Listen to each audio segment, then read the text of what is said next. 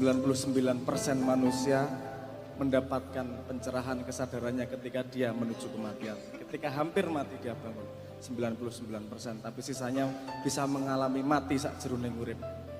Pencerahan sebelum badannya ikut mati.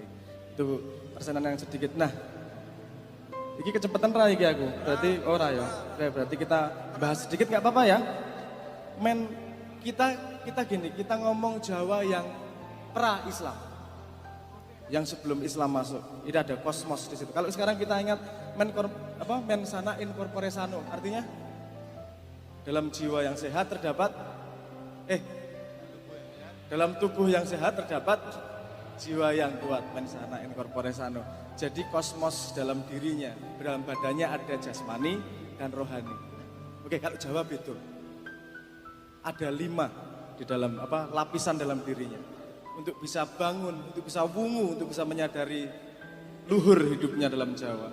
Mengetahui dirinya dia harus bisa mencopot 5 lapis itu. Jadi ada dalam diri, nanti saya jelaskan satu demi satu. Paling luar ada yang namanya Anamaya Kosa. Di dalamnya ada yang namanya Pranamaya Kosa. Di dalamnya lagi ada yang namanya Manomaya Kosa. Di dalamnya lagi ada yang namanya Vijnanamaya Kosa. Dan di dalamnya lagi ada yang namanya Anandamaya Kosa. Saya akan memberi contoh satu demi satu di situ, tapi dalam sesuatu yang Anda relevan. Relevan ini mesti urusan bebojoan, gitu. Urusan pacaran. Iki mau yang kesini bersama pasangannya ada? Ada? Sing karo cem-cemane durung pasangan ning ya dalam rangka merayu ngono, ngerasa prengas-prengas Mas. Ora apa dalam rangka mepet gitu. Oke, kita bahas yang pertama. Sebelum lagu ya, bariki lagu siap-siap. Enak kuwi lungguh ya bayare padha lungguh aku sing ngomong. Oke. Ya wis ora apa-apa wis. Oke. Yang pertama adalah yang disebut tadi apa? Anamaya Kosa. Dalam lapisan dalam tubuh enggak hanya jasmani dan rohani. Kalau di situ ada banyak. Pertama Anamaya Kosa. Anamaya Kosa itu apa sih? Adalah badan yang kita kasih makan. Apakah badanmu itu kamu? Di sini ada yang punya HP? Kalau aku bilang HP itu kamu, wong gendeng ra kowe. HP ini adalah jati diri saya, ngono. Kan enggak masuk akal ya. Kenapa? Karena HP itu kamu kumpulkan menjadi milikmu. Itu milikmu, bukan kamu. Seperti juga yang namanya Anamaya Kosa. Anamaya Kosa adalah badan yang kita mengumpulkan dari kecil. Anda ketika kecil lahir gedenya enggak segini. Nah gedene saene karo wong tuamu wis dipisui mesti. Angel banget le metu mesti. Keluarnya kecil, tapi sepanjang waktu kemudian menjadi besar. Kok bisa jadi besar? Dari mana? Karena mengumpulkan dari luar. Jadi badan itu bukan kamu, tapi milikmu. Karena kamu mengumpulkan tempe, mengumpulkan sego, mengumpulkan buah, dan seterusnya kan. Sehingga menjadi dirimu semakin menjadi besar. Kelihatan semakin besar. Itu lapisan terluar yang disebut sebagai Anamaya Kosa. Badan yang Anda kasih makan. Nek wong pacaran, saya selalu kasih contoh yang urusan pacaran agar kontekstual. Kalau Anda lihat pertama, cewek atau cowok, yang Anda lihat apanya? Langsung lihat kepribadiannya, ngono po? Wah, angel toh. Yang dilihat pertama adalah Anamaya Kosanya. Mancung ora, putih ora. Entah itu urusan selera, masing-masing ono sing seneng mancung, ono sing seneng pecek, ono sing seneng rongos, ono sing seneng. Yang pertama kali dilihat adalah yang paling luar. Yang pertama kali dilihat adalah yang badan yang dikasih makan. Itu yang disebut sebagai Anamaya Kosa. Makanya kalau mau mendekati cewek, ini tips untuk lanang-lanang ini. Nomor 1, pastikan dulu, perhatikan dulu. Yang paling naluriahmu selalu memperhatikan luarnya dulu. Dan untuk cewek-cewek yang dideketin, pastikan luarmu enak dilihat. Dan yang paling enak dilihat adalah ketika kamu banyak tersenyum. Ya. Nek wong mesem, pasti lebih enak dilihat daripada wong merengut. Ya ora? Bikin aja percobaan. 1 hari kamu merengut terus. Neng bang merengut, karo dosen merengut, karo pacarmu merengut, kowe numpak ngopo merengut, sama seharian tersenyum terus. Lihat efeknya. Sama sekali berbeda. Dan itu hanya karena satu hal, yaitu Anamaya Kosa, badan yang paling luar.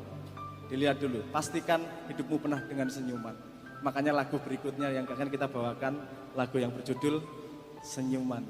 Karena itu Anamaya Kosa yang penting. Micoro meneh. Iki ono kopi ngono enak jane iki. Masuk. Ya, garing iki, garing. Banyu kayak arek-arek ngene iki lho. Kopi 15 berarti. Oke, mau ngomong tentang nantimu. Oh tadi sampai kita bahas tentang Anamaya Kosa, badan wadak yang diberi makan. Next ada sesuatu yang disebut sebagai Pranamaya Kosa. Adalah badan halus yang tidak terlihat.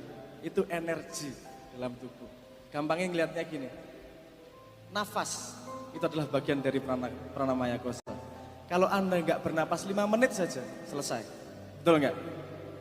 Pentingnya apa? Ngomong pacaran. Kowe ngerti urusan energi ngono kuwi ngerayumu mesti bener. Kalau Anda pengen ngerayu dengan kata-kata romantis, bisikkan di telinga kirinya, jangan kanan. Kalau kamu pengen merayu dengan kata-kata yang penuh bukan keindahan, penuh kepandaian, kecerdasan, sampaikan pakai di telinga kanannya. Itu urusan energi. Urusan Pranamaya Kosa. Jadi jomblo-jomblo ki saya harap lulus malam ini dari sini pulang sudah punya yang bisa dibawa pulang. Ada yang liriknya begini. Dalam lagu ini sudah dipisah antara Anamaya Kosa dan Pranamaya Kosa. Kenapa aku dan nafasku? Karena nafasku ngomong tentang Pranamaya Kosa. Akunya ini masih kabur lah. Baru bisa membedakan antara aku dan nafasku. Ternyata aku bukan nafasku. Nafasku hanya untuk ngeriset waktu hidup. Kita waktu hidupnya kan cuma 5 menitan toh. Cuman di reset terus dengan bernafas di reset 0 meneh, di reset 0 meneh. Coba 5 menit orang di reset. 12 tuh mesti itu. Nah itu ini ngomong tentang energi Pranamaya Kosa. Ini salah satunya juga bercerita untuk yang manten-manten anyar. Ini juga ngomong tentang energi. Ku teringat pada janjimu ku terikat. Apa gue? Kalau untuk orang menikah itu artinya ya kan iya sing ngomong sik jomblo ya, menikah itu butuh 2 hal ya. Yang penting, butuh surat dan butuh urat. Itu penting banget. Gue nak meng surat tok orang urat ya ora suwe-suwe. Nek urat tok orang menikah jenenge. Bahaya. Jadi lagu ini juga ngomong tentang energi itu. Ku teringat pada janjimu ku terikat. Terikat apa? Surat nikah. Nah, uratnya pada kalimat berikutnya. Hanya sekejap ku berdiri, ku lakukan sepenuh hati. Gue rong rabi rasa sok tahu gue. Gue sik jomblo gue. Meng teori. Ilmu ki kelakone kanthi laku to. Kowe ki rong laku meng teori tok. Meng sahabat sabun. Sandaran hati itu tentang energi, bukan tentang fisik.